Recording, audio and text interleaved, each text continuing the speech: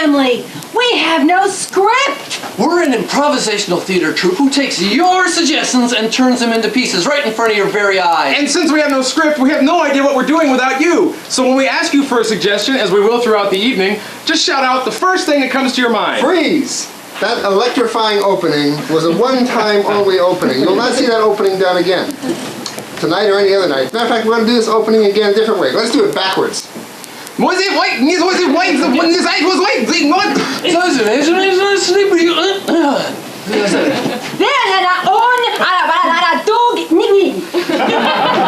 Only in America. All right, for the next version of the opening, I'd like to get a style of theater or movie or television, at which you supply that by shouting it as loud as you can so I can hear it. Tragedy. Shakespearean I heard first. Thank you very much. Shakespearean tragedy. They're one and the same. Hey, nonny, no. Pretty welcome, good Flash family players. We have no script. For we ought, but an improvisational troupe, whose ideas come from you. Alas, for Yorick like this empty skull, not an idea twixt our meager brains. Another one. You're getting the idea. PTL. PTL.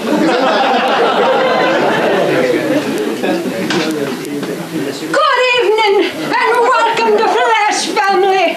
We have no scripts.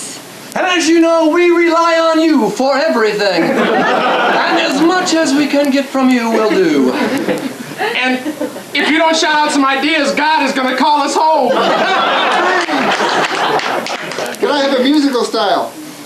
Rap. Rap. I heard. This man is listening to Top Report Radio. Well, what do you say? Good evening to you. We are Flash family right here. We have no scripts. Oh dear. Oh dear. We're an improvisational troupe, a theater company, a theater group. We take your ideas and turn them. Whoa, sorry man, I stepped on it. Do it again, man. No, it's all right, man, it's yours. And I think pop into your head, the louder you say it, the better it's said. And I just say Caucasians don't have rhythm. I'm telling you. So what you've seen here is an opening, and we've done it again and again, and yet every time it's been for the first time. Thusly, we call our show Flash Family again for the first time, and we, coincidentally, are Flash Family!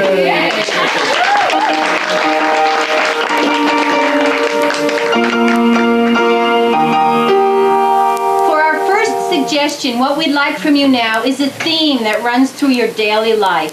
Maybe not a big thing, but sometimes it seems big. Some suggestions we've got before have been things like traffic, children. What's another theme that sort of runs through your daily life? Parents. Parents, thank you. I'm sorry, young man, we will not take that suggestion from you. What the be on the card for?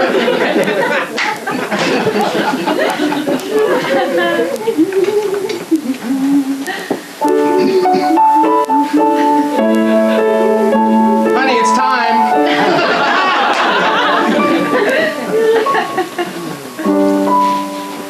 Lloyd, I thought you were going to take Mom for the holidays, not me. You gotta be kidding, I had her over Halloween. That scared half the kids away from the door. Well, come on, man, we said we'd split it, didn't we? Huh? Yeah, okay. But I think you should take her for Halloween. I'm telling you, she's a drag. Let's do something with her. Maybe a home or something, huh? Maybe we should park the RV in front of your backyard instead of mine. Maybe not. Dad! Can I borrow the car? Cindy, I'm a little worried about Dad, I gotta go to the mall. I gotta go to the mall. I'm gonna meet my girlfriend Angie. We're gonna buy a leather skirt. Bruce, I'm telling you, let her take it.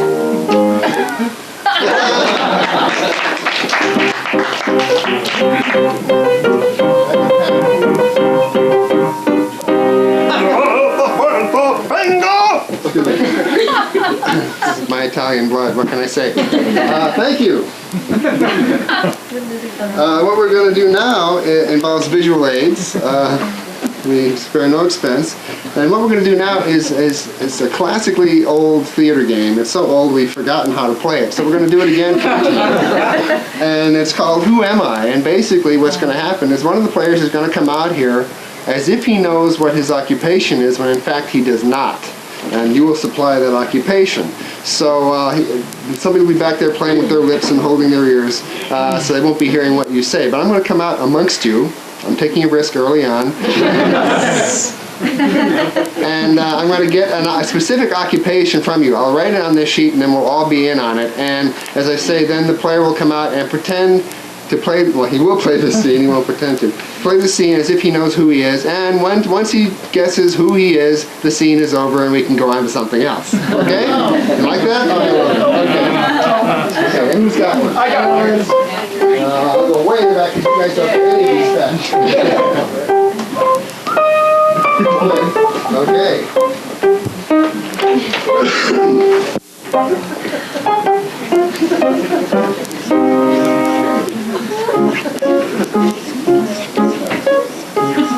check for spelling errors.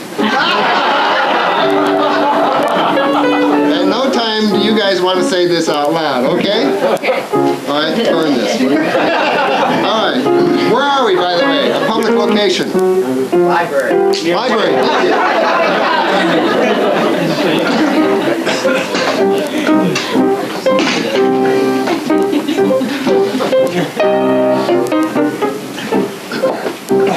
Where are we? Library. Yes, you're in the right library. Hi, Bill. Hey, listen. Listen, I was out riding my jet ski, you know, in the water show, and I got your notes a little wet, so I'm sorry. Well, listen, I know you have all this leisure time, but I wish you wouldn't use a jet ski before you come and visit me.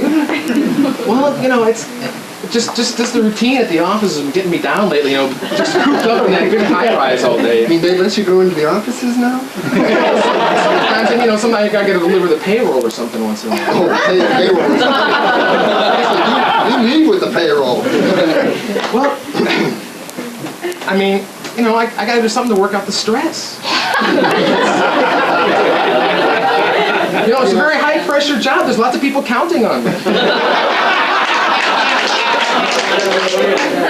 Yeah, I don't actually get a lot of people to feel sorry for you. This crying wolf shit's got to stop. You know, I mean, working around those hazardous chemicals all day. Since when do all of a sudden you become a humanitarian? Well, I mean, you know, I did get that big award last year. You know, the prize for, you know, for writing the best peace-promoting software program, so. Well, it's a good thing you don't make your living by that. Like I said, I got a lot of hobbies. I got a life. Yeah, And you know, I'm a little short this week, so I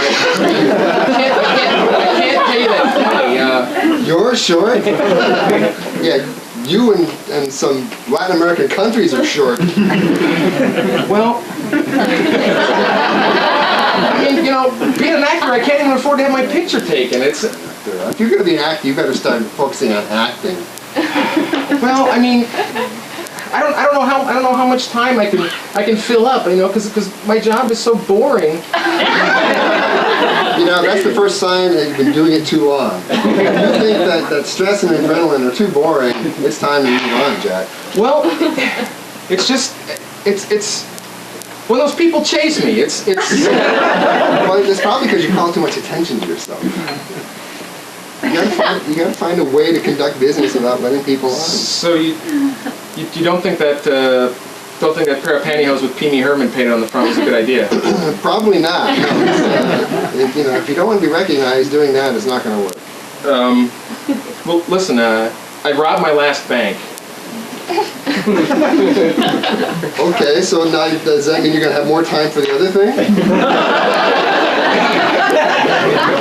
I mean, it's nice that you're specializing, but I don't know if there's much of a future for you.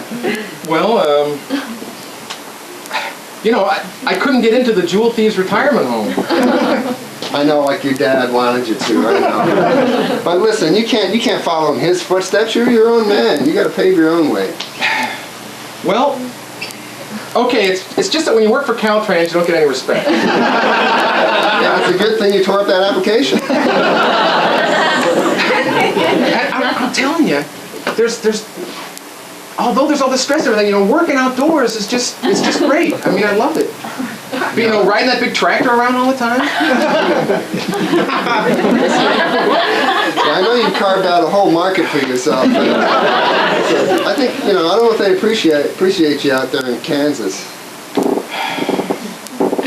Well, Maybe, I don't know. you know, the thing is, I mean, well, you know, Dad was a vegetarian, you know, and that's why I like, you know, that's why I like being a butcher. Right?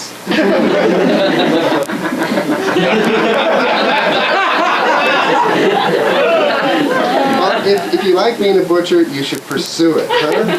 Well, that's why I'm taking the correspondence Go to course. Jack Tiano's Butcher College. Well, I guess what I really came to talk to you about today was you know, to see if you could put in a word for me for that promotion. You want me to talk to Abdul?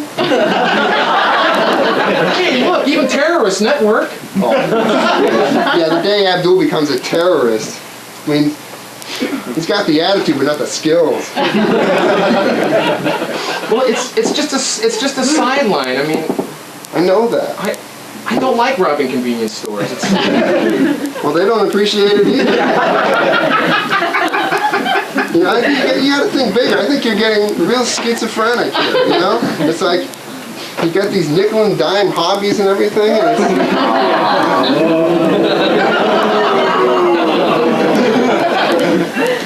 it's Hugo, he's here.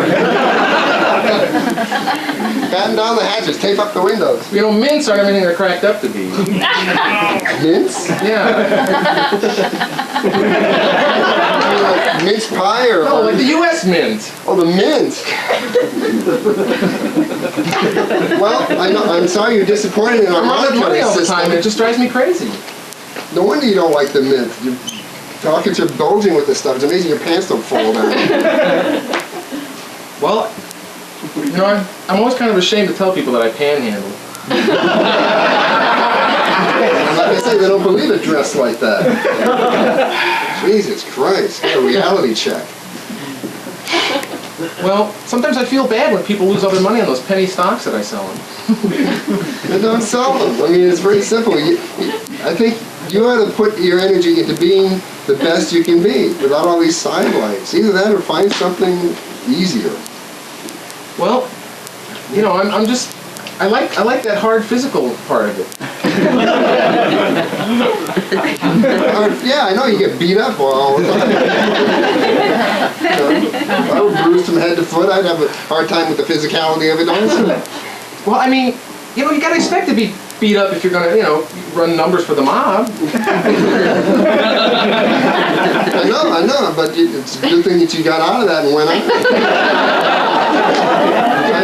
I started having a reaction to the ink and I couldn't be a paper boy anymore. Don't tell me you have a reaction to chemicals. Yeah. That's terrible. Yeah. I can't believe that. It's awful. How bad is it? I had to give up dope dealing. When? Was this afternoon? Yeah. All the dope that you sell, or just any particular kind? Well, they know me down at the market. They won't sell me any baking soda anymore, so I had to get out of the crack business.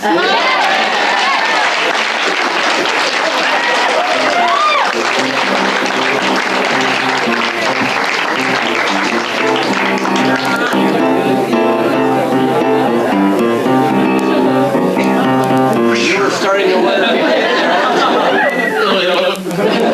Don't try this at home. Without skilled help, it's dangerous. Could I have a 2 to 3 syllable word? Difficult. Difficult. Thank you. Could I also have a 2 to 3 syllable word, preferably different from the one he had? Sunshine. Sunshine. Thank you.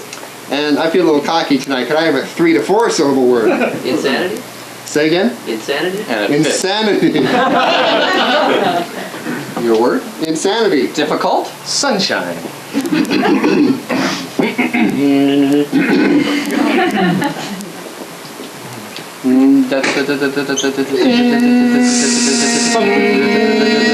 Insanity.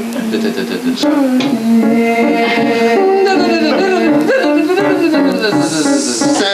Sunshine. Insanity. Insanity. Sunshine. Sunshine.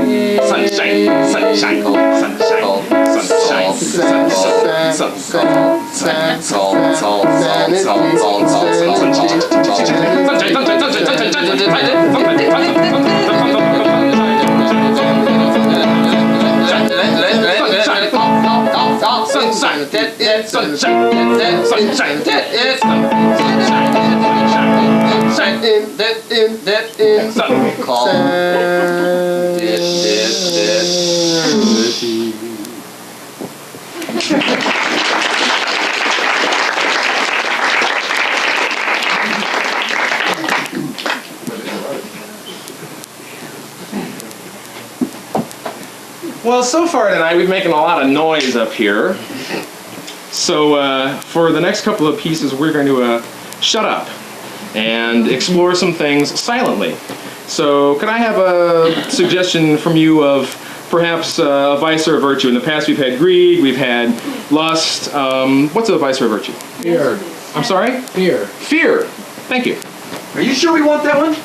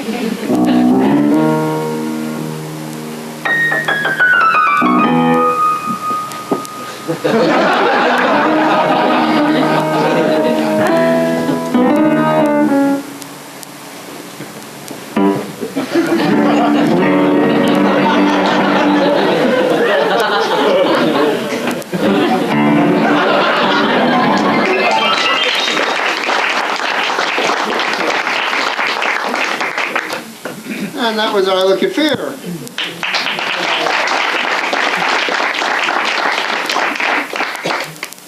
Well, we're going to keep on going. Welcome, poetry lovers. And you are poetry lovers, I can see that on your face. Even those of you who aren't wearing glasses. How many people do love poetry? Okay, how many here are here to learn? All right. As you know, we've been having these poetry sessions now for several years, and they're always very well attended, and we feel that it's nice to bring in some people who wouldn't usually be associated with the poetry milieu, as it were. We have poets from other occupations. And so we have 3 of them here tonight who are here to give their poetry from the street, from the field, as it were. And I think we ought to ask you for a smattering of applause to bring them out. Okay, just a smattering. Nothing too disruptive.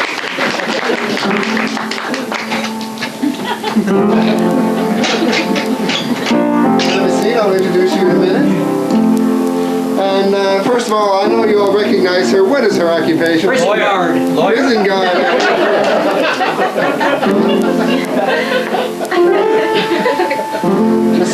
This is Becky Lester, and she works down in Soledad. And she's the, I think you're the physical therapist, aren't you? Yes, she's saving it up for her poem. And she has a poem entitled Self-defeat. That's right. You've been reading her works. Self-defeat. Thank you very much.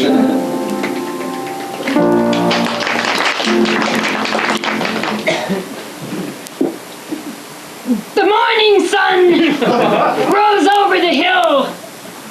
I started to get up and lost my will. I got back down, pulled the covers up, knocked over the tea, broke the cup. The cat started howling. I kicked her off the bed. I started to cough.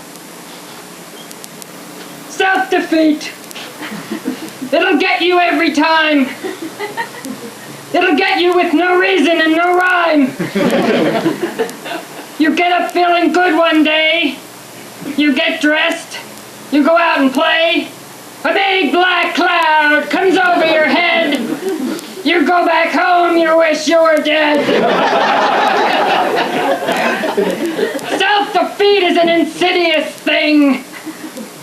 You pick up the phone because you hear it ring. It says, "Hello.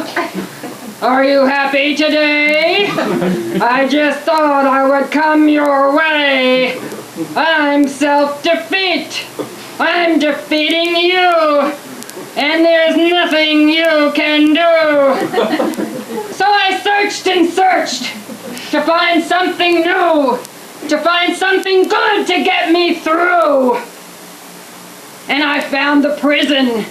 And I found those guys. Some of them dumb, some of them wise. But all of them worse off than me. That makes me happy now, you see.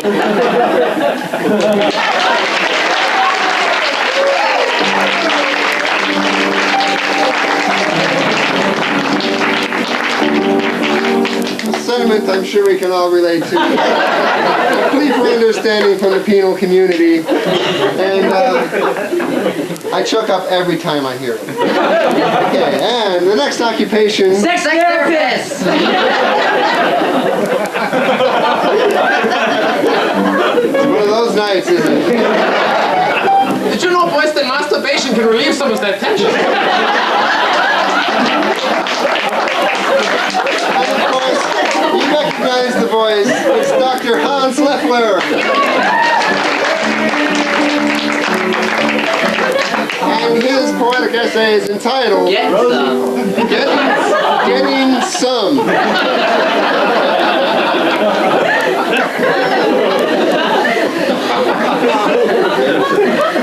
Please, sex is no joke. Perhaps at your age it isn't. My age it is no joke, it is a miracle.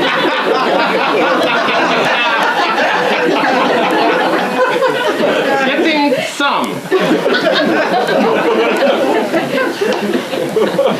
In East Berlin, where I was born, the sexual world is barren and forlorn. Big Brother is watching everything you do, from heavy petting to removing a shoe. You cannot make any licentious advances. Big Brother knows where you keep your schwanzes. He knows how far up your zipper zips. He can spot the lipstick on your lips. He knows where your hot little hands have been. Yours too. He knows when you go out and he knows when you come in.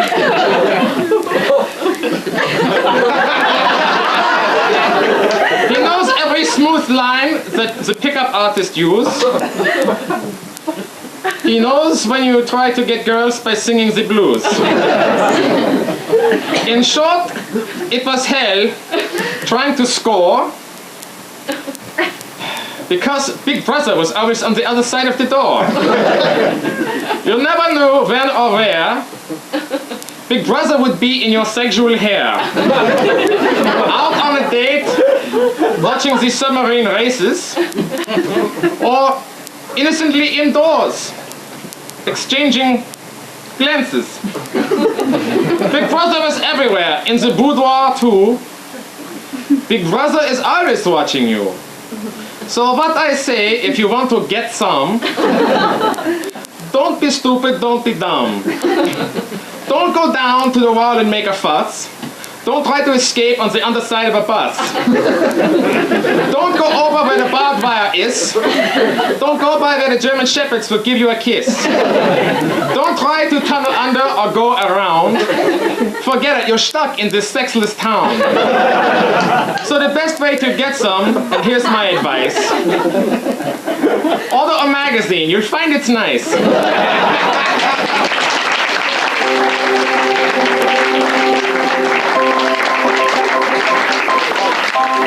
And of course, we all appreciate the anti-fascist thread that goes through all of Hans's work. And of course, we all recognize the third man in the chair, and he is a world-renowned lawyer. I heard first, and clear tends to work that way. And his poem is entitled Bar none. That's right.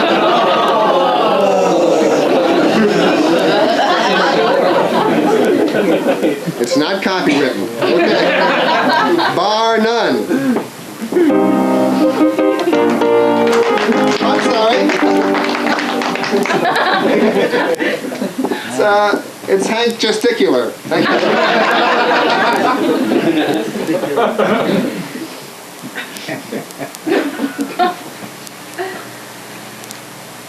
We are all born to be free. And at heart, that's what we want to be.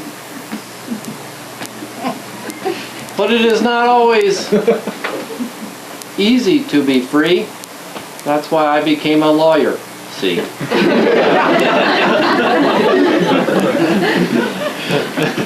On your toils and woe, I make a lot of dough.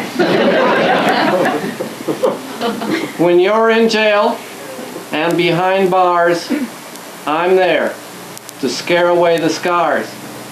'Cause yes, indeed, emotional trouble too comes when you're in jail and feeling blue. Now, it's not easy being a lawyer, that's true. 'Cause I have so many things I need to do. Chasing ambulance is just one. And hell, it's not even very much fun. What I like best to do day to day, and that's because that's where the big pay is.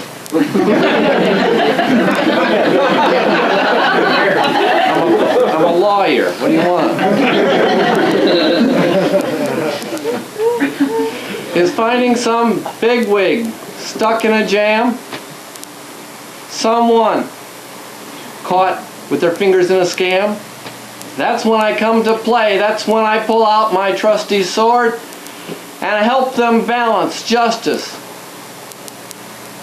I'm a lawyer. I'm not going to rhyme all the time.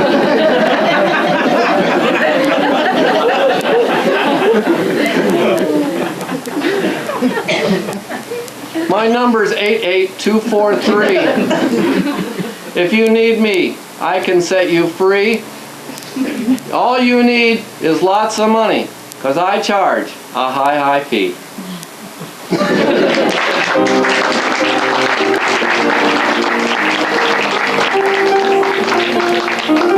Thank you. I know you join me in thanking our poets for coming and giving us some portion of their lives in prose. And hopefully you'll be back next week when we'll have another collection of real people trying valiantly to rhyme. So thank you very much.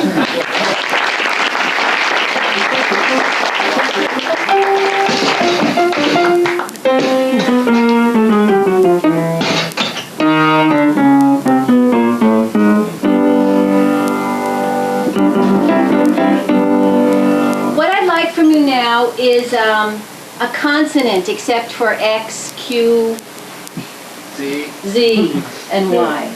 L. L I heard. Thank you. And I would also like a consonant from you, different than X, Q, W, Y, S I heard first. Thank you. I know. What we're going to do now is a scene where I have to begin every sentence with a word that starts with L, and Scott has to begin every sentence with a word that starts with F. Sounds simple. Yeah. Let me have Let's use it again. a relationship. Brother and sister. Brother and sister. Where are we? New York. Where New York. Subway. Subway. Public restroom. Subway. Thank you.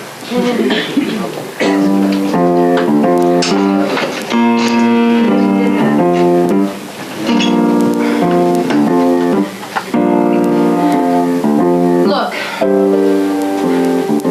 you said I could move in with you. Sally? Sometimes you just don't think very straight. Sisters and brothers don't live together after they're 36. Life is hard sometimes. I'm broke. Spendthrift. Oh!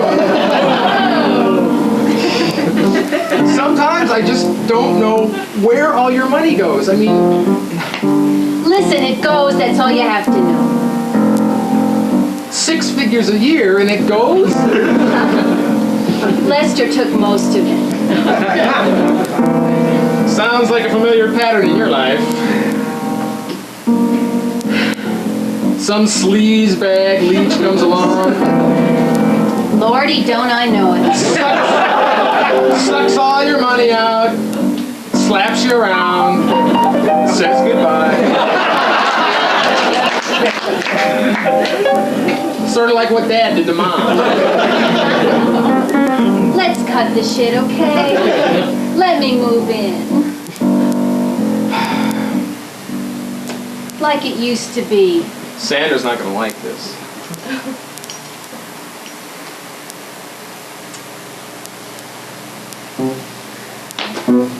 Look, what can I say? Say? You're not going to move in with me.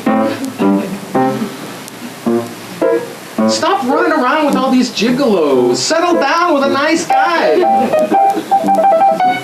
Like Larry. Sterling character Larry.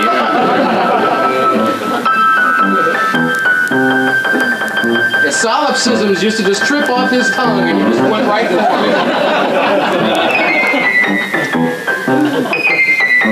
Semantics always got you in trouble with those guys. Lambaste me all you want. Sympathetic ears are hard to come by these days. Ladies at La Leche League, listen to me. Some support group.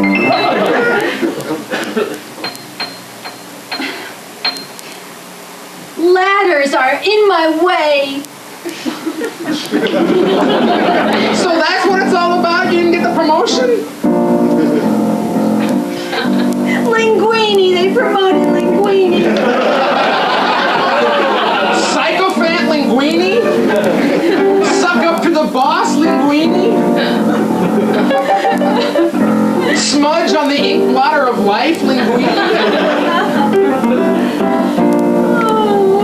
Somebody had to go in there and tell your boss off. Leonard?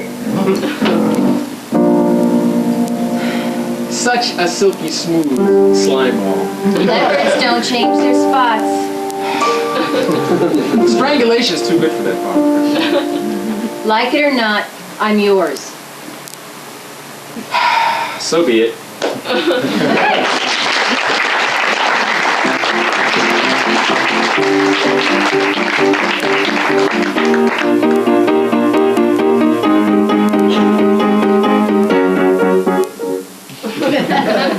Can I have the suggestion of some place that you visit rarely with a friend? Mortuary. A mortuary. I'm glad to Probably hear just that. once. Lively group. And perhaps a relationship, what do you say? Okay.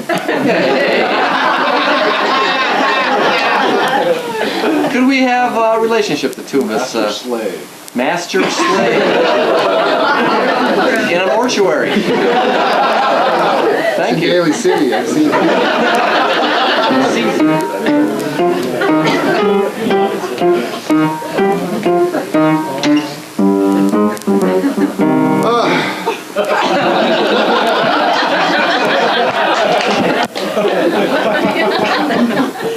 Look out! You've just given Mr. Esterhazy another dimple.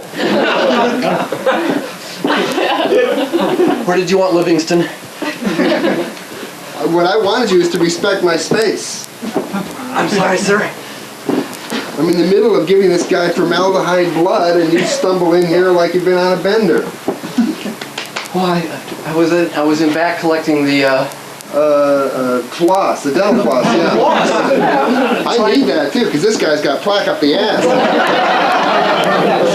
I don't want you to go out there and look for floss anymore. What I'd really like you to do is go out there and try to learn how to open your radiator. Radiator, because you know that thing is rusted shut, and I have deliveries to make here. Okay? I would have, but I didn't bring my drain opener. I'm sorry. I didn't mean to forget it again today. I won't. It's just that.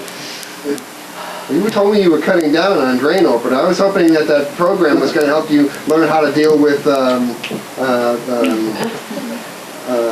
leopard skin. leopard skin. Well, as it's becoming pretty obvious here, these players are playing a little game called Supply the Word. One player fishes for a word, the other player supplies it, and as you see, it doesn't necessarily make sense with the rest of the sentence, which is kind of part of the fun of the game.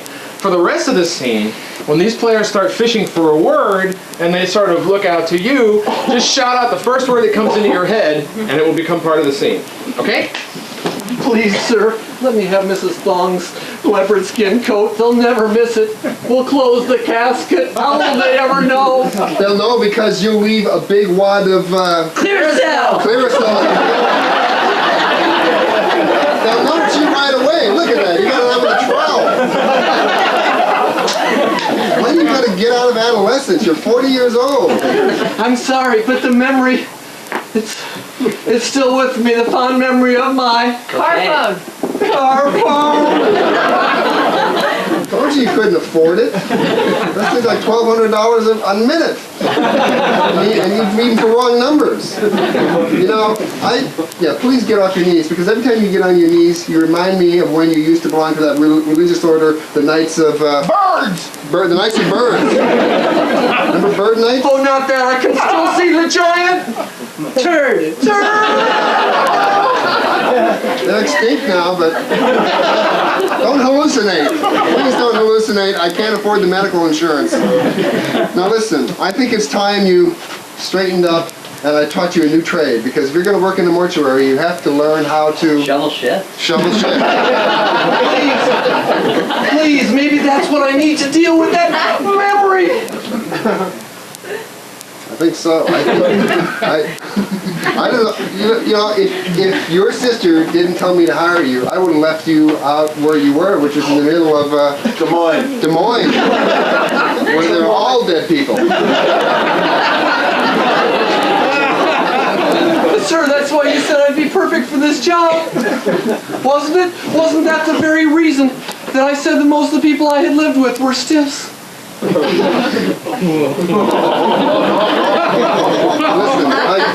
that's the perfume you're wearing. You can't stand too close to me. It smells like a bouquet of... Enda. Enda. But it is Schmutz all over you. A static cling up your nose. Sorry. It was just that I felt the need to pay tribute to the fact that you've just opened the 7-Eleven. 7-Eleven. I'm damn proud of that, too. In fact, I was going to rush Livingston over there and put him in the cooler right now. Yeah, I wanted Livingston standing out front, sort of like a cigar store Indian, you know? Okay, I'll be glad to. In fact, do you think that what I did was face near his, Aorta. near his aorta there is appropriate? Maybe for nighttime, I don't know. But listen, watch it, don't lift that up. I'm afraid It starts to blink once it's hot, don't worry. I think you're going to hurt your Q-tip. Q-tips. Oh, I feel it right there, too. I know you had a bad bruise back there not too long ago. They bounce so nicely after about 3 hours, don't they? And especially with the floor made out of Linoleum. President's neck. That stuff is like a synthetic I've never heard of. I know, it took me a long time to get it, too. You know, I don't know if I can deal with your excuses and your problems, you know. It's not enough that this is happening, but last week when you came in here and destroyed my entire collection of Slurpees. Slurpees. I had them in the freezer next to Mrs. Kilman, and now they're all over the floor. How was I to know that they weren't meant for us?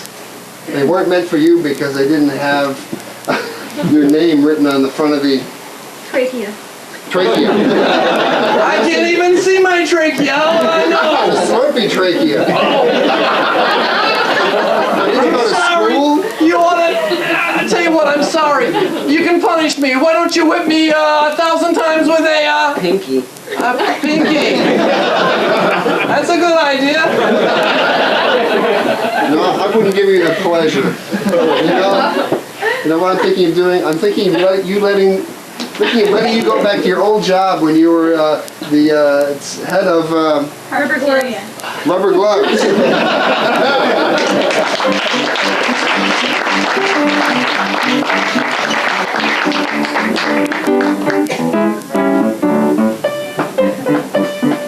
Let's hear it for Will Bernard, who's our musician.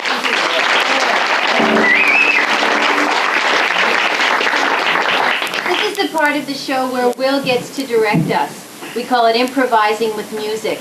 And for the next few scenes, where we'll get our inspiration is from whatever Will chooses to play. And we don't know what he's going to play. So this should be interesting. It's all yours. You wacky guy, you.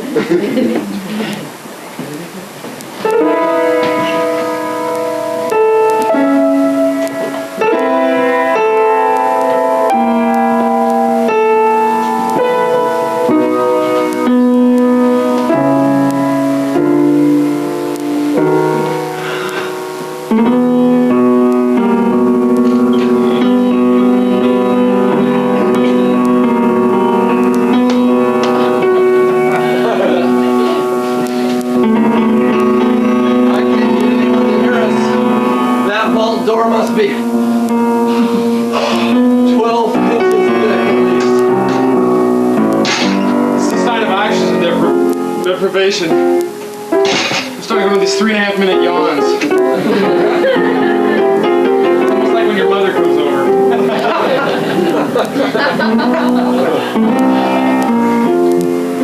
Look.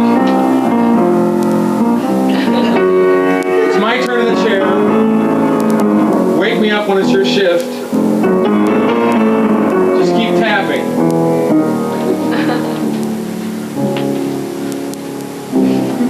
Was the money worth it? Well, hell no! How are we gonna spend it?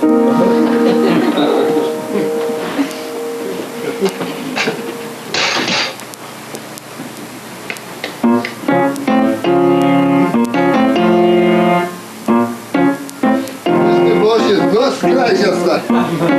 No, nicht na wchodzie. Just the bushes not stać. Ja. O, bushes not stać. Bushes, no, Bushes no, not stać. nogis. Oj, kanogis. Wow, oj, kanogis. Ja das Frau jetzt. Ja. Weź na wiesz na borscht.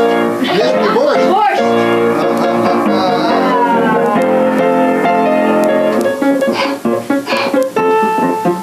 Ja, das chyba bloki na dwójsiach. No jest na mopski. No, Sylwowski, no to no.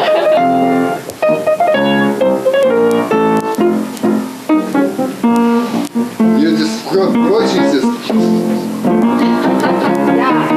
Jest nie broci, to jest szło. Weź na nicht die borscht. Borscht, to jest nie borscht. Borscht, to Weź jest nicht nie die borscht. borscht. Borscht nicht die borscht. Borscht, to jest nie borscht. Borscht, to jest nie borscht. Borscht.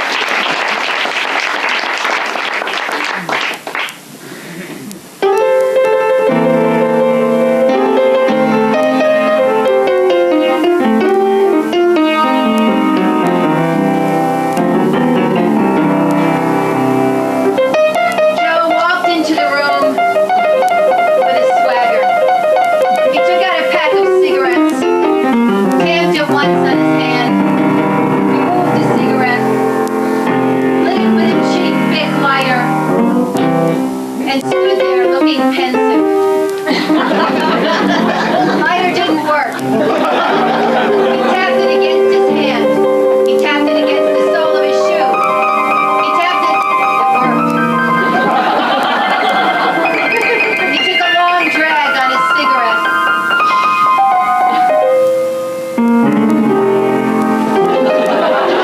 He started coughing. He looked at the cigarette, threw it down on the floor, and stubbed it out with his foot. He said, Damn coffin nails. Marcia, open the door. He crossed over to where I was standing by the window. The caboose was swaying like a stack of cattle cars on the sand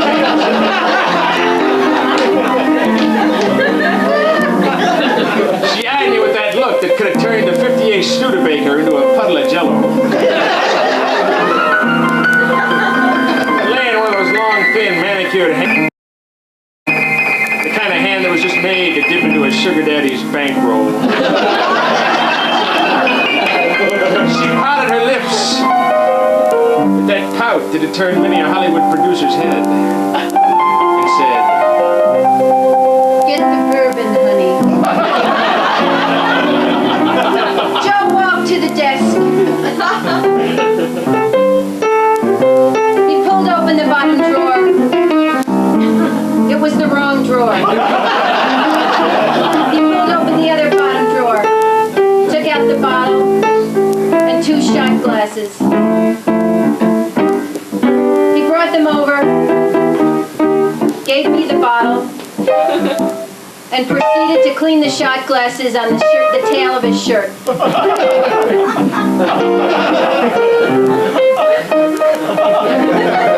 As I was cleaning the shot glass, Angel pulled the cork with her teeth. And spit it up in the air a couple of times, catching in her mouth like a giant seal.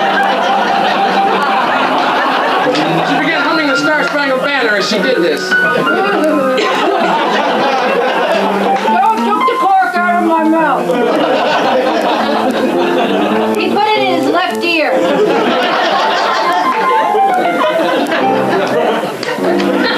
He held out the shot glasses. Angel poured a long, sizzling stream of warm bourbon. It fell over Joe's hand and onto a puddle on the floor. She stopped pouring. She set the bottle down on the floor. And getting on all fours, she began to suck the bourbon up. When she'd sucked, Joe picked me up.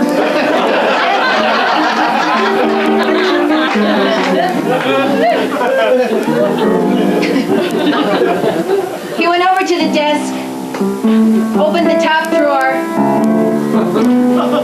Got out some paper towels.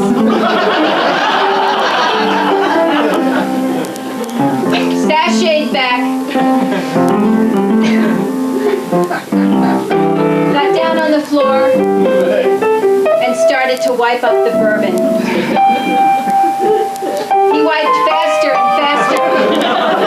He suddenly realized the whole floor was dirty.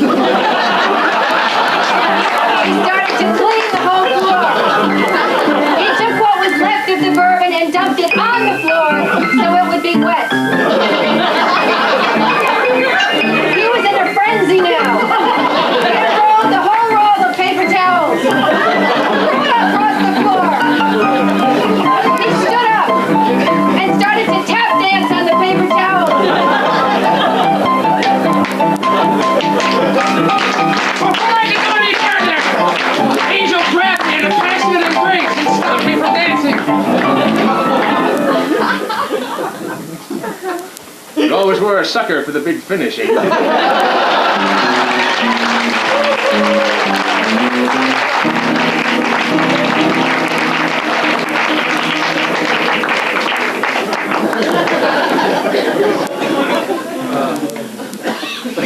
Well, we don't care. We're going to continue anyway.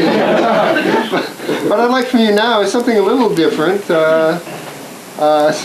And what I mean by that is we've been asking for verbal suggestions up to this point, but at some point in the evening we'd like to actually have you hand us something physical that will not hurt us, and something that won't break, preferably. But does anybody have an object that is slight?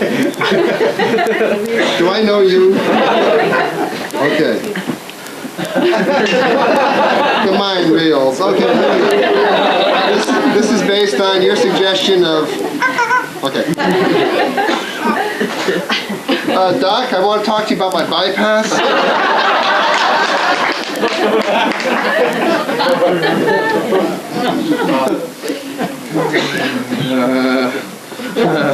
Crystal Vanish will even kill these little suckers.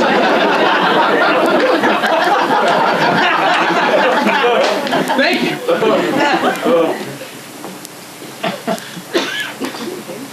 No, I didn't meet my boyfriend. No, Mom. No, I didn't go to the mall. No, I didn't see that movie. No. Red flies are a serious issue. Please learn to recognize them in all stages. As a larvae.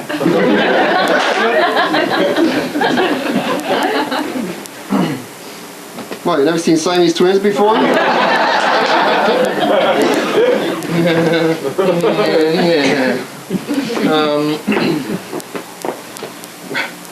Honey, I don't think I'm supposed to wear it like this. How's the reception? Any better?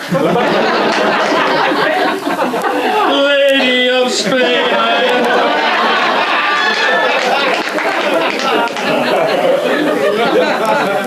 Shouldn't eat that pork roast.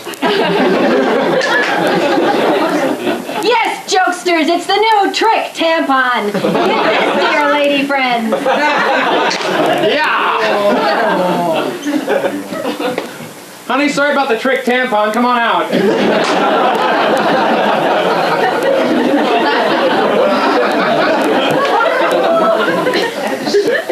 Freddie, your slug is turning blue. I'm going to give it artificial respiration.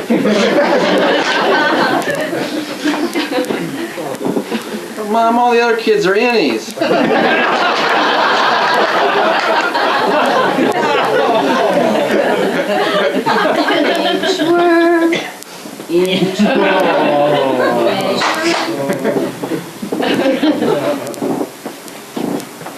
Now, my son, you learn to hunt like a man.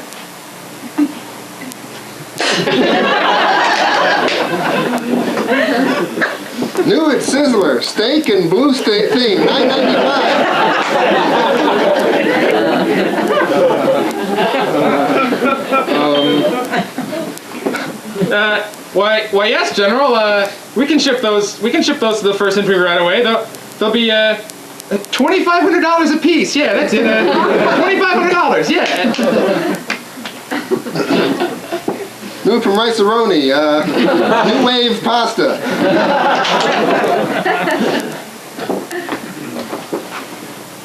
Well, I know you can't breathe very much. We have a very cheap life support system here, though. I can just sort of jam it in here and blow.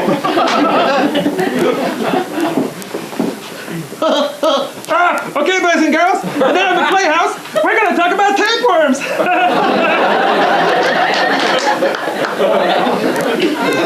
Yeah, right. Pull!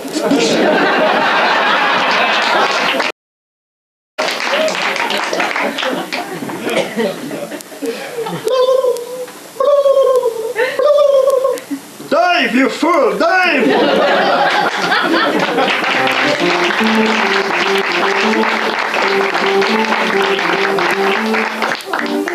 I have the object, please? Aren't you the voice I talked to earlier? Why is this slippery?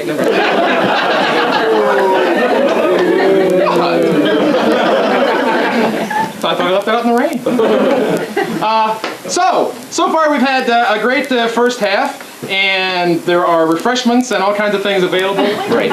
What we need, got them worried now. What we need is, how about the suggestion of a semi-precious object? Opal. Opal, okay. How about, let's go for the... We're on your side, too. Thank you. How about an object to go with the opal? Something that your grandmother left you, God forbid, in her will. An Etzel. An Etzel. The opal Etzel. Good, we know that one, don't we? Without further ado, the opal Etzel. Lincoln walked down the street at his usual frenetic pace. He tried to find the store that was there on the corner the last time he... Had been down there, but alas, Lincoln Saw no store. He saw no corner. The whole shebang was something out of Twilight Zone. He began to... wonder about his own sanity. He looked up at the sky. He looked down at the ground. He looked down at the sidewalk. He said, I'm lost. Just then, A small gnome-like creature waddled over. to Lincoln and tugging at his pants leg, said, Lincoln! Lincoln! I'm so glad! You're here. It's time for you to get some fusion of mentality. That's right. We're going to increase your brain power. To 1,000 watts. Lincoln's eyes almost blew out of their sockets because the little gnome was dressed like a used car salesman, except he was wearing spandex. Lincoln had never seen a spandex leisure suit before, and he never wanted to see one again. But the gnome grabbed him by the hand and drew him closer to his body. In fact, drew him into his body, where they both melded into one being and started to trot down the street. Lincoln said, wow, this is really far out. My perception is really strange. Trade places with anyone in the house. My perception is really strange. I seem to be a part of you. I seem to have melted into you. The gnome said, that's right, Lincoln, and we are going to see the ruler of this strange Twilight Zone-like place. In fact, we are going to see the king of this incredible kingdom that he rules over. Yes, you are going to meet the Lord of Edsel.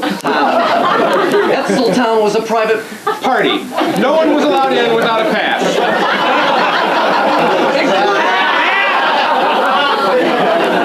Yeah. No one was allowed in without a pass. Especially people who were melded with strange little gnomes. Unbeknownst to Lincoln, he had no pass. In fact, the gnome was his only way to get into Edsel Town. It was a closed, grim, gray sort of place. As they came to the door, the gnome knocked. He knocked twice. He knocked thrice. He knocked force. The door opened, and they walked fearfully into Edsel Town. Lincoln looked around. Edsel Town, yes, Edsel Town. This was the place where no one laughed. No one cried. And no one cared. This was the place where he would finally find The king, of Edseltown. The king who ruled this grim. place. He needed to find. The king because The king held the secret grit of life. And the secret of life was the king's... Since Scott is the winner, he gets to finish the story. uninterrupted by No zaps.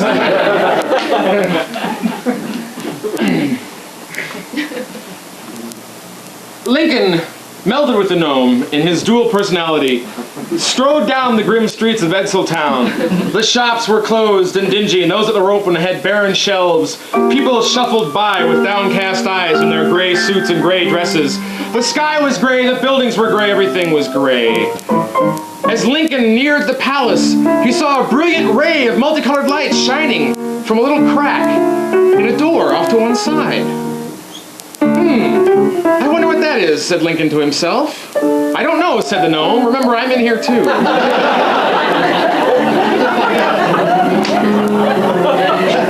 So Lincoln slyly, surreptitiously slunk over to where the ray of light was coming from the crack in the little door far off to one side of the palace. And whipping out his handy nail clipper, he slipped the lock. And as he lifted the door, a huge rainbow of light, coruscating colors of every hue in the rainbow and the visible electromagnetic spectrum, and some above and some below and some that only dogs could hear, poured out, bathing Lincoln in this incredible light. And wherever the light touched the gray hues of Edseltown, the colors came back. The whole palace changed color. It was red, it was green, it was blue all at once. The sky was blue. No, it was azure, except for one little corner where it was kind of blue. And then people from Edseltown began to notice that their clothes had become colorful and their attitudes became colorful. The shopkeepers quit being grumpy and would let you use the bathroom even if you didn't buy anything there. They'd give you change for the bus. The king came running down from the throne room in a beautifully colored robe and said, thank you, you saved us. You found it, the missing talisman that could restore color to once mighty, colorful Edseltown. And as Lincoln looked between squinty eyes and fingers, he looked and saw a bright red Edsel made all of opal. And the king reached into his royal robe and pulled out a set of keys. And handing them to Lincoln, he said, I can never repay you for what you've done for my kingdom. Just have it back by 10 o'clock. Thank you.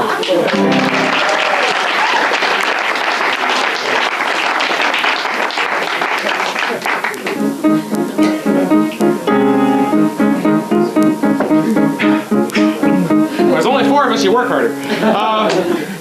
For our next piece, we're going to explore several scenes worth of material.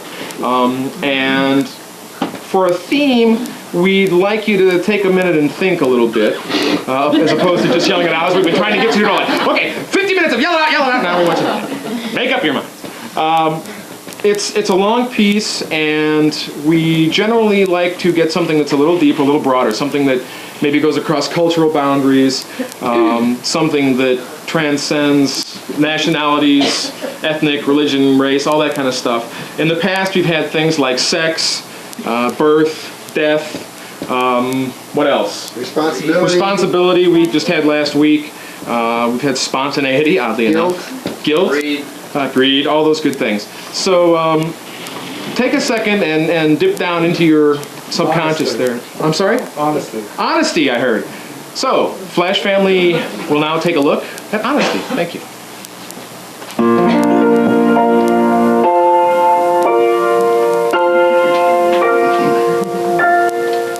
You know, I have to confess, we put these boxes out here, and we have you stuff the ballots and everything, and we forgot to use it in the first half. So what I'm going to do is get away from the box. And somebody want to grab one? Just reach out your hand. There you go. You have a smile on your face. I trust you. You never met me before. Okay. I I see telephone lines. I see water. Your son is safe.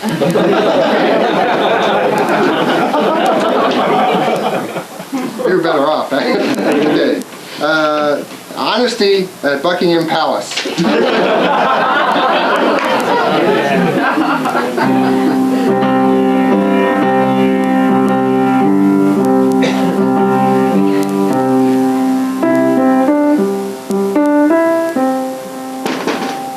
Come in.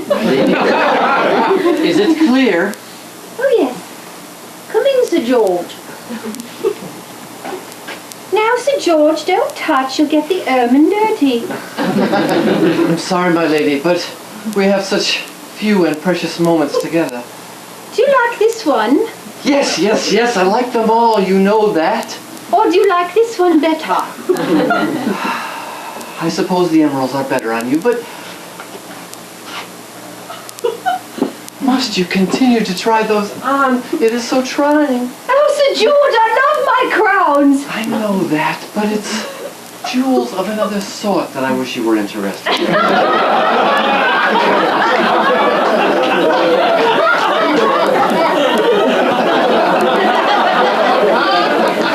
You will not speak like that in front of ourselves. I'm sorry, my lady, but it is only that my heart yearns to speak of things that you so often say are not to be spoken here. Oh dear, who's that? Your ladyship, it's me, the Tavish. Oh, come in. It's only the head of the guard. Hello, McTavish. No, Mum. You know Sir George? Yes, well, that's what I've come to talk to you about Sir George here. I may ken the bra way, I can keep it secret no longer. Your husband's suspecting something. Oh dear. He can't And figure out. what's he be expecting? He's getting a bit suspicious. I've had him take the stable boys on 3 outings in the last 2 weeks. And I'm just sure they enjoyed each one. McTavish, do you like this one? Or do you like this one? Oh, aye, Mum. It's real hard to tell. Your lordship's radiance outshines all the crowns. Oh, McTavish, thank you. You'll not be speaking like that in here. We thanked him, Sir George. Well, I didn't. So, I've just come to warn you. I think you'd better come clean about your affair with Sir George. Oh, this Easy is for you to roll. so boring. I mean, everyone does it. Just because I'm the queen doesn't mean I can't have an affair. I've given you fair warning. Understands? What do you mean everyone does it? Well, you know, my sister does it. Really? My daughter does it. My mother did it. Well, I may be leaving here. Just a tug of me fetlock and I'll be on my way. No, wait. Your sister does it? Your sister? Well, yes, Margaret does it. Pleasant day. The emerald one looks best. George. Oh, dear. They're so trying sometimes. Come in. Are we alone? We are. Sir George is coming to see your sister. I was hoping he would. Just like you predicted it, your ladyship. Does that big pin really hold your kilt together?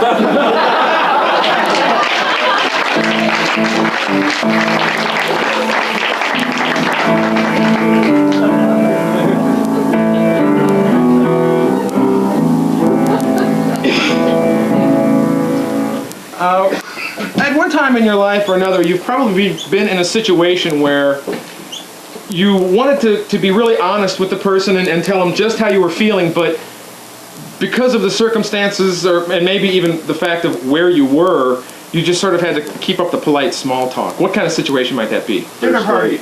I'm sorry? Dinner party. A dinner party. Thank you.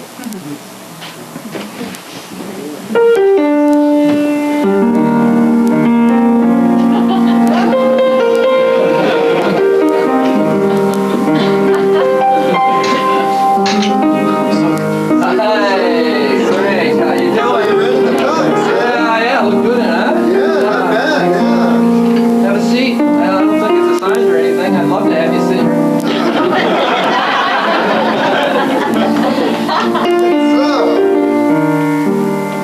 You know, I've been hearing great things about you. Really? Where from? Here and there. Oh, yeah. You know, Yeah, sure, Mr. Networker, I know you're out of a job. yeah, I mean, You ordered that from bar or they come around? you know, somebody just handed it to me. Boy, are you cute. I could go for you in a big way.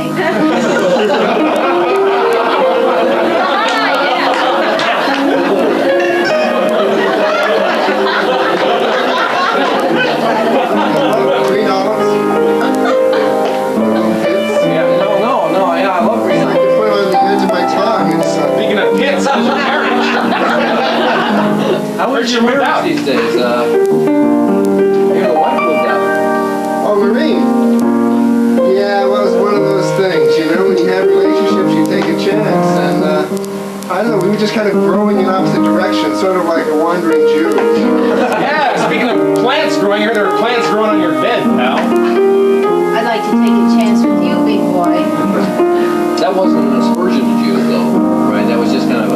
No, it was a plant reference. I don't mean to be too sensitive. Sensitive, I heard about you. You broke down and cried at the water cooler when they fired you. Jeez. So, how's work going? Whoa, slid that one in. You know, they say the hardest job in the world is finding a job. Are you looking for work? Boy, look at that hair. Never suspected a thing. Yeah, actually, yeah. I've had several offers, and some I've just turned down, and some I've just kind of let drop. Hey, I helped get you fired. I'm sorry to hear you're out of work. How'd that happen?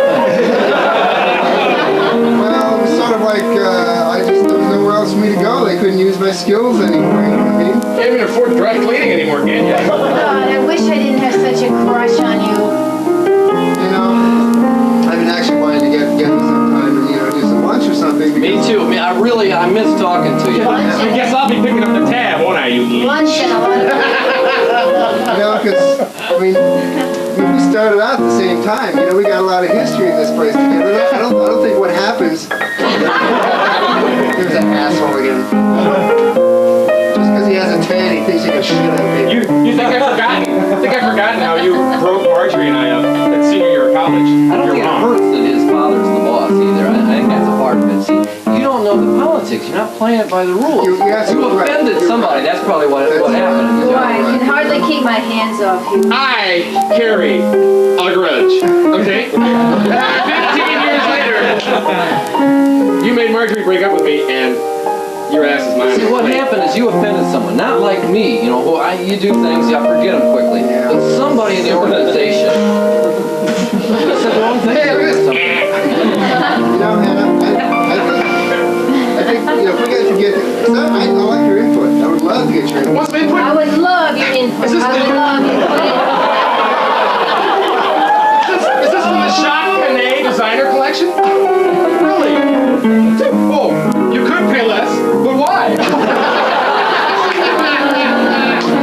Do you dress like this when you go out on job interviews? That might be a consideration. I mean, I don't mean to pry in. He's noticing me. He's noticing my body. Great. I think maybe you ought to pierce both your ears and wear big pirate hoops and a patch. See that? Go ahead, punch me, right?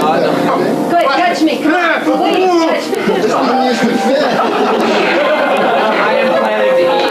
I hate you! I'll never forgive you! And then you dated her once and dropped her.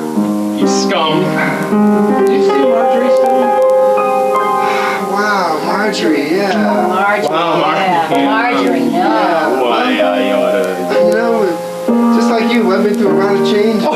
Oh, good. Just like you, brothers under the skin. Change this! Brothers under the sheets. Who's up the nose? I'm really glad that you bring up the name Marjorie and we can still have a conversation about it, Because there was a time, things were an issue between us. And now, frankly, I feel closer to you than I do Marjorie. And I'd like to get closer and closer. Whoa, get back! Hey, get back! Refrain, please. This is a dinner affair. Don't wrinkle the suit. Hey, come on. What's he doing? What's he doing here? God. How are you doing? kind of have a cute smile. So you shared the office. I mean, it's nice. We're friends. Just don't wrinkle the suit. Say it, cute smile. I'm gonna tell him. I've got to tell you. Well, Jane is out of town. I can't wait anymore. I've got to tell him.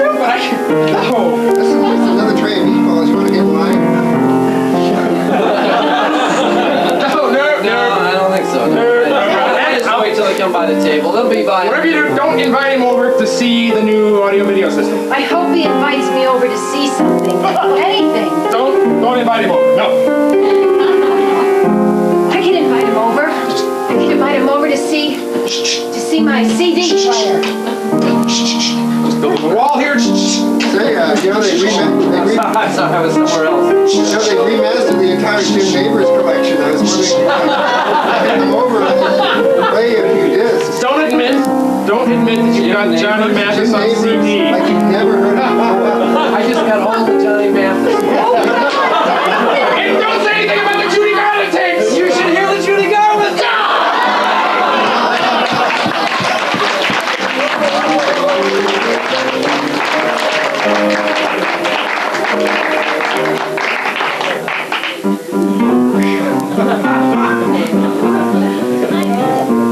I think I will pick from the Who box. Or have somebody pick from it.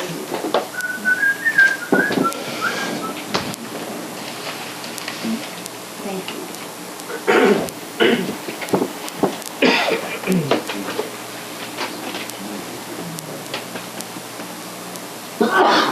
Actually, this is a person who bites their hangnails.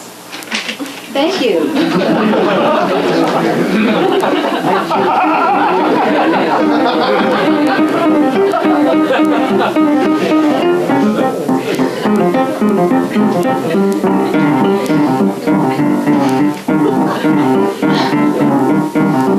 Excuse me, is this people who chew too much? Yeah, it is. Yeah. So, Did you understand it started at 8:30? I thought it's 8:32, right? You know, they double book these rooms all the time. But usually the instructor's here. Are you the instructor? No.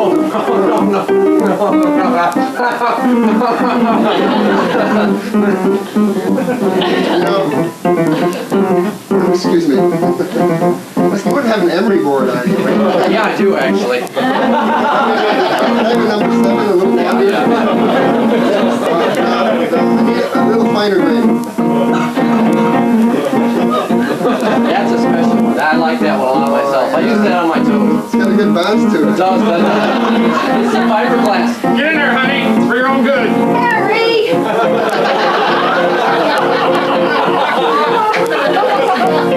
Is this Chores Anonymous? Can I hang out with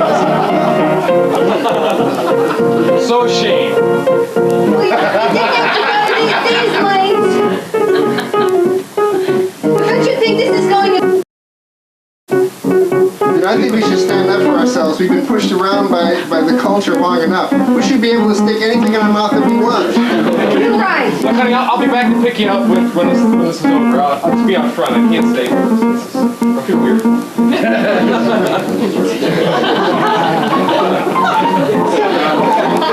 So when did you start? Just tonight. This is my first class. Yeah. You just started tonight? Yeah. And then when did you start fighting?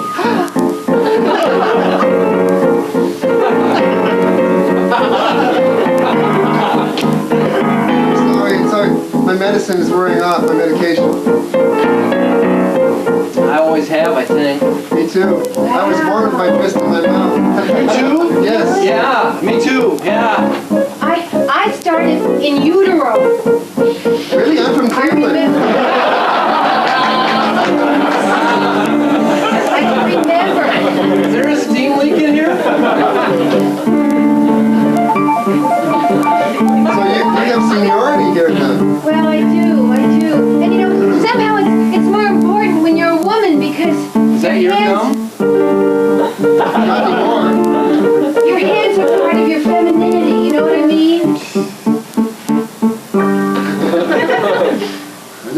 of it that way. Listen, I'm getting very anxious, and I hope you don't mind, but I'm just going to cram.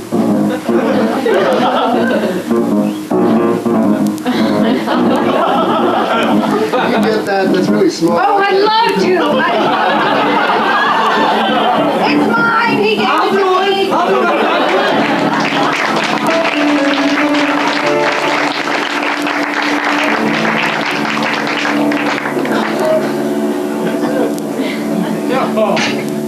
Hello.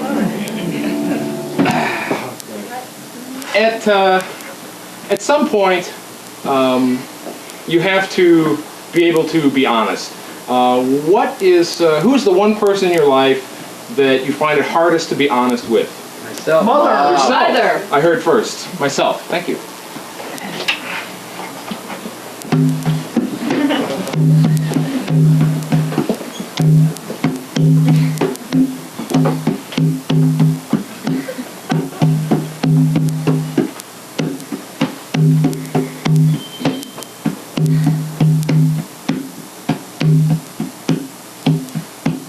Once upon a time, a long time ago, in a far-off land, there lived a race of beautiful people. These people had all the earthly wants and needs they could imagine fulfilled by their bountiful land. Until one day, the beautiful and ordered patterns of their lives were disrupted because a stranger came across the sea and changed their lives forever.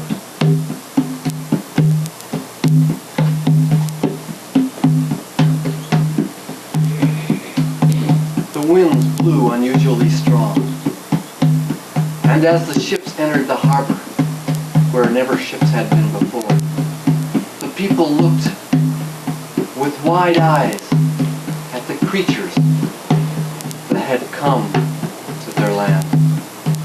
And they whispered among themselves of the glorious times and the good omen that this was.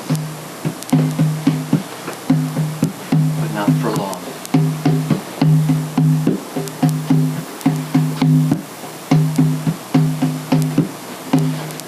They greeted the strangers as if they were gods, and expected the gods to know everything and do everything for the people in the village. They ran out and greeted the ships and laid out all their riches and goodwill toward the strangers. Strangers entered their town and took everything they could find and smiled some more.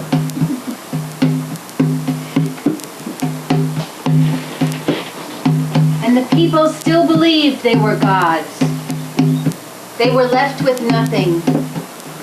None of their earthly goods, none of their self-esteem.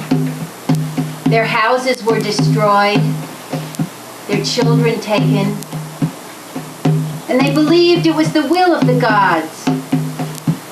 And they believed this is how things were supposed to be. For their eyes were cloudy.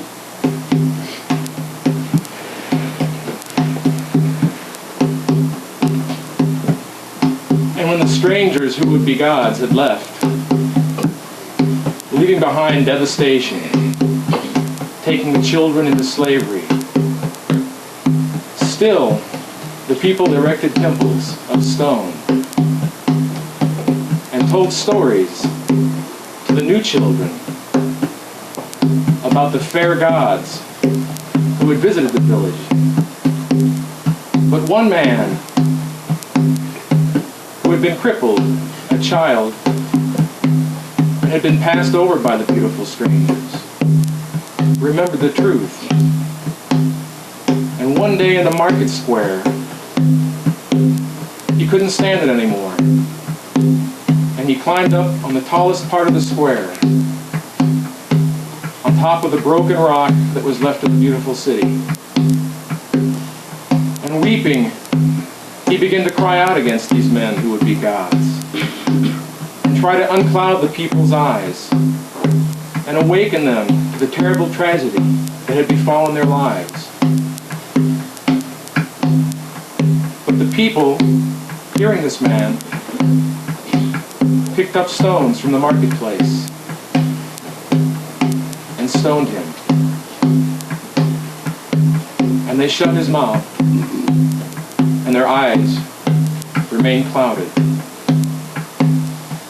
And to this day, you can go there and see the temples and hear the stories about the race of beautiful gods who had visited their city.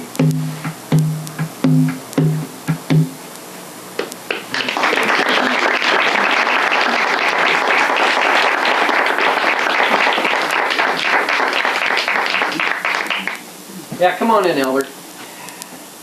Yeah, come on in. Come on in, Albert. You guys have a good time with play? Wasn't too bad. Yeah, good. Okay, I've been thinking about it. You know, this is not going to be an easy year.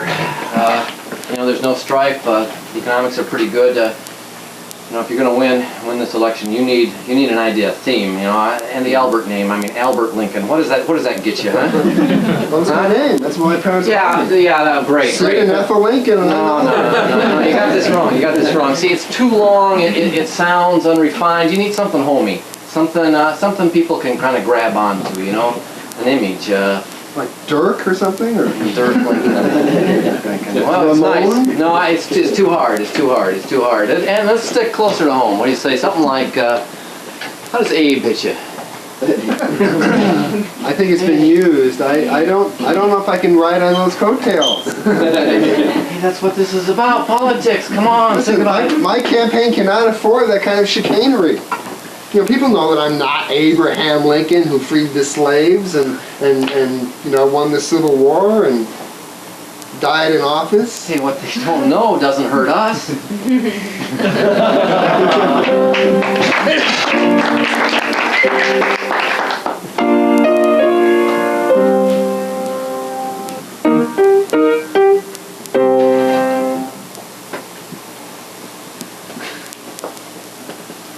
Hi, Mr. Quaker, come on in. I'm glad you could take time out from your busy schedule to come today. As you know, I've been your lab manager for, 20 years now? Yeah. Well, I've got some bad news. As you know, we've been doing these studies on oat bran. And, well, it looks like it promotes cholesterol. The figures are irrefutable. They're right here. I'm afraid it builds up cholesterol at a fairly quick rate. And those muffins you've been cramming me with for 20 years during the study have been like little napalm muffins inside me. Well, yes, if you want to personalize it that way, that's sort of beside the point. Personalize it? There are people in this whole country who are stuffing themselves with our product because they think it will make them healthier, when indeed it's going to make them very sick. So I think we need to have a press conference right away, and we need to call the Center for Disease Control, and we need to alert the country that they should stop eating so much oat bran. In fact, they should stop eating oats right away, any kind of oats. Doctor Shirley, I think after 20 years I can call you Shirley. Shirley's fine. Shirley, I'm a little shaken by all this. I mean, you obviously must have known this for a while. It just didn't just pop out of the computer this Yes, morning. it did. I'm afraid it did. Look at all these dead mice. Strokes, every one of them.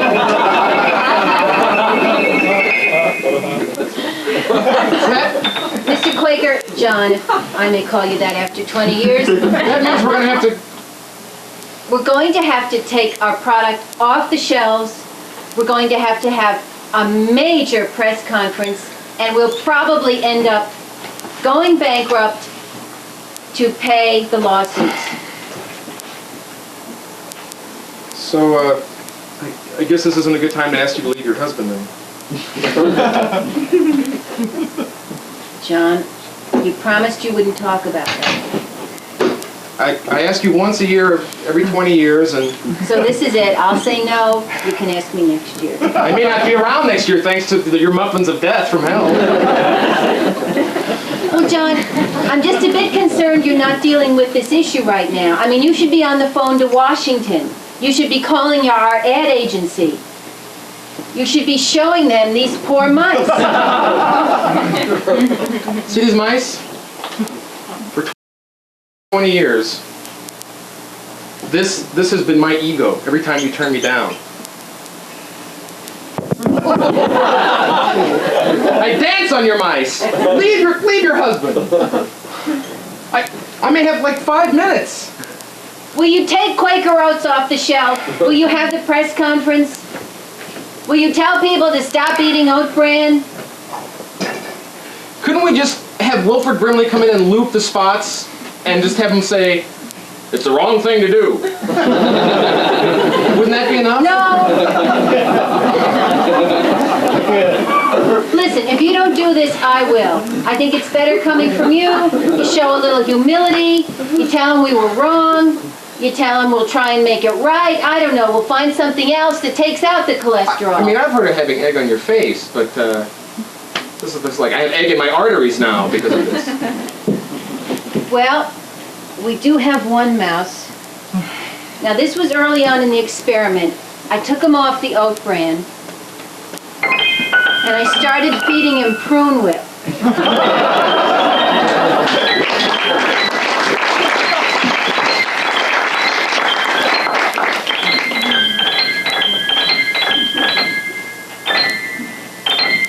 And now, a where?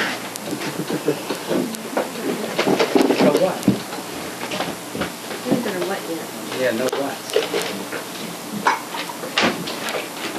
You know what? Let's get a what, too. Go nuts, cowboy. Who wanted that? You don't get to keep the box. I know.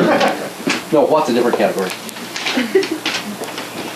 Okay, for the what, we have performing surgical alterations on plants. That's the what. The where is a Latin American convent.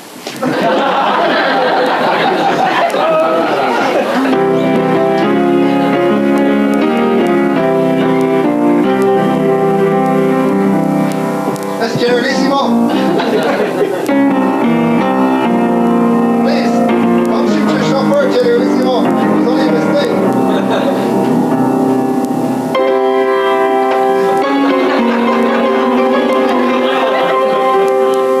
You have fanfares wherever you go.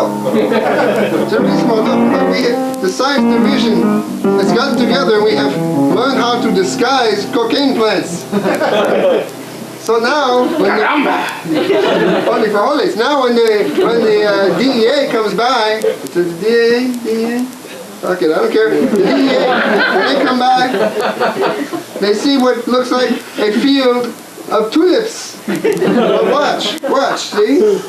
Rub the tulips. You get high. You don't have to boil it. No garbage bag. You know, no in the forest with a bunch of guys with machetes and no teeth. It's much safer. We can eliminate the middleman. You betcha, by golly. Well, this is a wonderful discovery, but Generalissimo, please. This is our gross national product right here. I can see it now. We must get seeds for these plants on the next boat to Holland.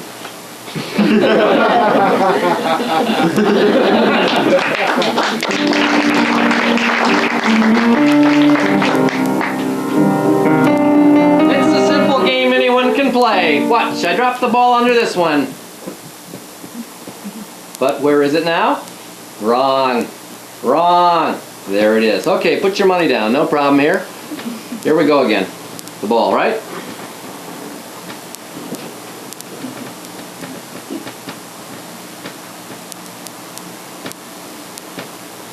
Okay, which one's it under? Pretty fast, huh? Which one's it under? All right. Excuse me, Reverend, we're about ready to go on the air. Ready? In 5.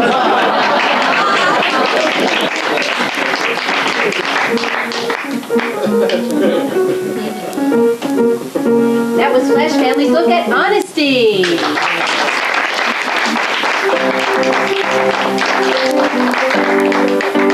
What's something that does not give you the blues? A musical. A musical. Thank you.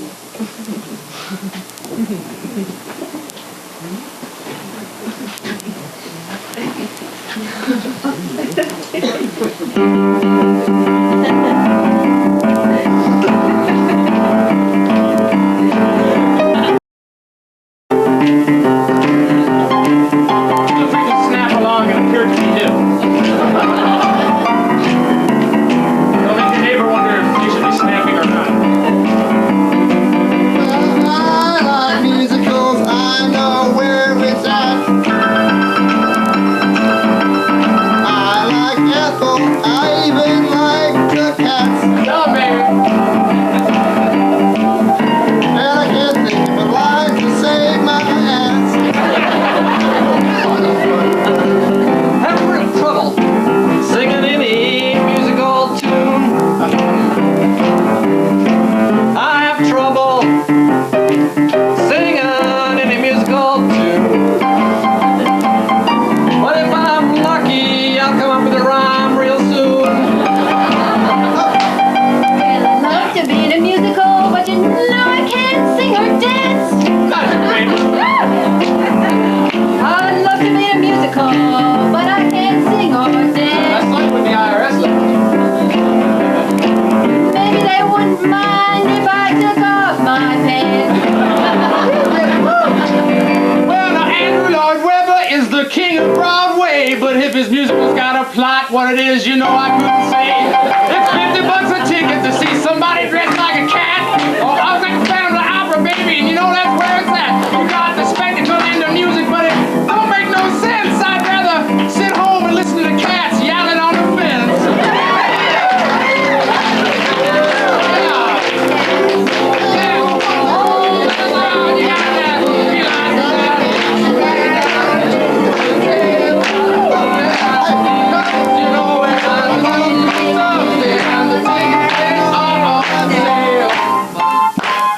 Oh yeah!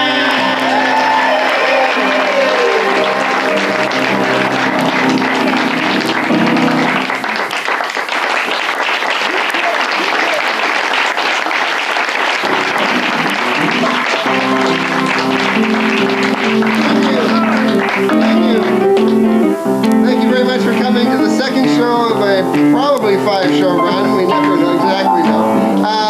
And thank you for your suggestions and being here for us. And we'd like to thank some of the other people who were maybe a little bit less visible than we were tonight. Certainly not the least of which is our house manager, Ed Buckley.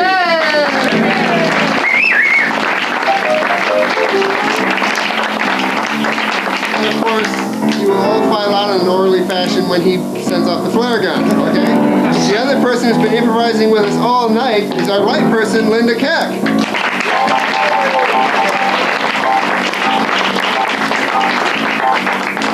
And a relatively new face to the Flash family area here, who's done a wonderful job of accompanying us, our accompanist, I do it again, Will Bernard. What a concept!